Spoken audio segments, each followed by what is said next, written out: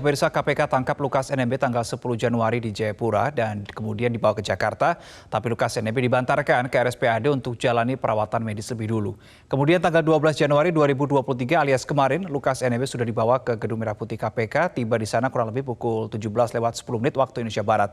Dan disitulah kemudian proses hukum lanjutan Lukas NMB akan berlanjut. Apa sebetulnya yang membuat Lukas NMB masuk dalam radar pemeriksaan KPK? Kita simak bersama data-data yang telah kami rangkum dari Media Indonesia tanggal 12 Januari 2023. Yang pertama adalah terkait dengan adanya dugaan bahwa Lukas NMB ini menerima suap 1 miliar rupiah dan ini diduga sang pemberi suap adalah Rijatono Laka.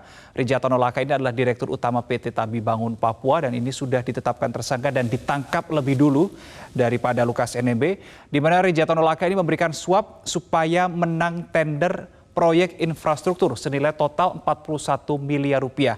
Selain menyerahkan suap senilai 1 miliar rupiah, Rijatono ini juga diduga menyerahkan gratifikasi lainnya yang ditaksir ini bisa mencapai miliaran rupiah sebab ada dugaan bakal persentase fee proyek hingga mencapai 14% dari nilai kontrak setelah dikurangi PPh dan PPN untuk Lukas dan sejumlah pejabat lainnya. Nah, ini sejumlah pejabat lainnya inilah yang kemudian menjadi tanda tanya. Apakah ini kemudian kepada kepala dinasnya atau jangan-jangan kepada Sekdaprov Papua yang juga sekarang sudah sedang menjabat sebagai pelaksana harian Gubernur Papua. Ini kita tidak tahu, masih akan ada pendalaman lebih dulu oleh pihak KPK.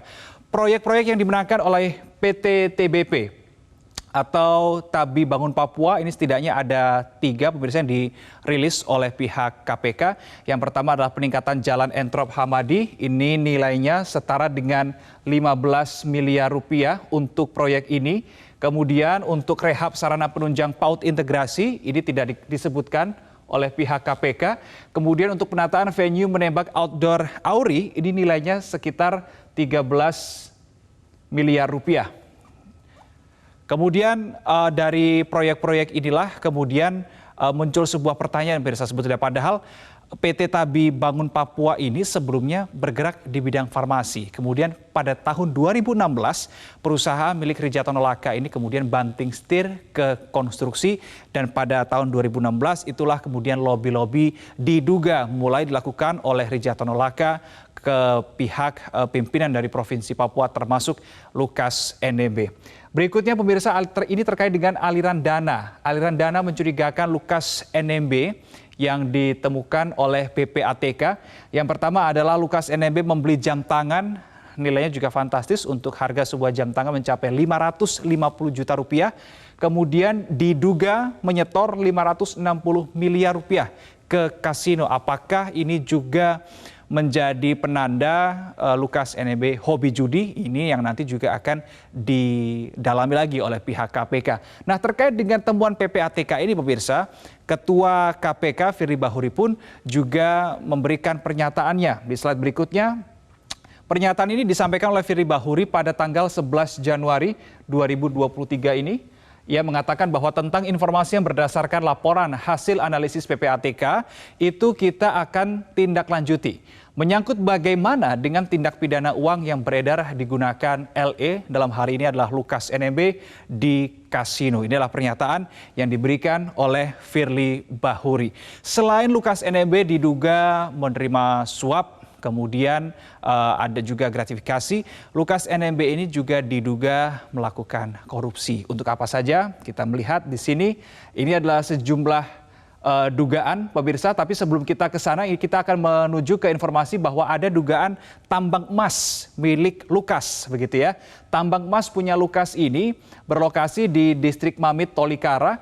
Kemudian disebutkan pada saat itu memang diakui oleh Lukas NMB melalui kuasa hukumnya betul ia memiliki tambang emas tapi perizinannya ini masih diproses. Nah, muncul pertanyaan pada saat itu, apakah ketika proses perizinan sedang diurus di pemerintah pusat, apakah tambang ini sudah beroperasi? Kalau sudah beroperasi, maka ini tentu ilegal karena belum ada izin yang dikantongi. Nah, ini akan didalami lebih lagi.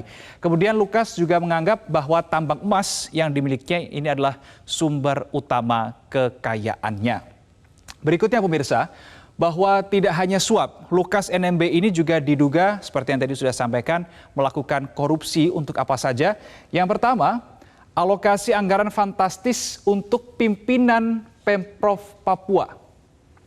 Jadi ada anggaran khusus yang diperuntukkan bagi pimpinan Pemprov Papua dan di Tenggarek Kuat ini adalah salah satu bentuk korupsi yang dilakukan oleh Lukas NMB.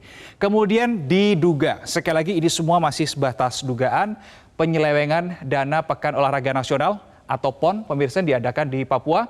Kemudian Lukas NMB juga diduga punya manajer pencucian uang dari uang-uang yang dihasilkan dari cara yang ilegal, dari cara yang tidak sebenarnya. Kemudian dia punya manajer sendiri untuk mencuci uang itu dalam tanda kutip money laundry untuk kemudian supaya tujuannya adalah supaya tidak terbaca begitu. Jadi kemana pergerakan uang yang dimiliki oleh Lukas NMB. Berikutnya pemirsa, bahwa KPK ini juga tentu setelah menetapkan Lukas NMB sebagai tersangka, kemudian juga sudah melakukan penangkapan dengan penuh dramanya ya sejak September 2022 sampai dengan Januari 2023, maka langkah KPK ini untuk menangani uang dan aset Lukas NMB ini adalah dengan memblokir rekening senilai 76,2 miliar rupiah. Kemudian ada sejumlah aset milik Lukas NMB senilai 4,5 miliar rupiah ini juga disita oleh pihak KPK.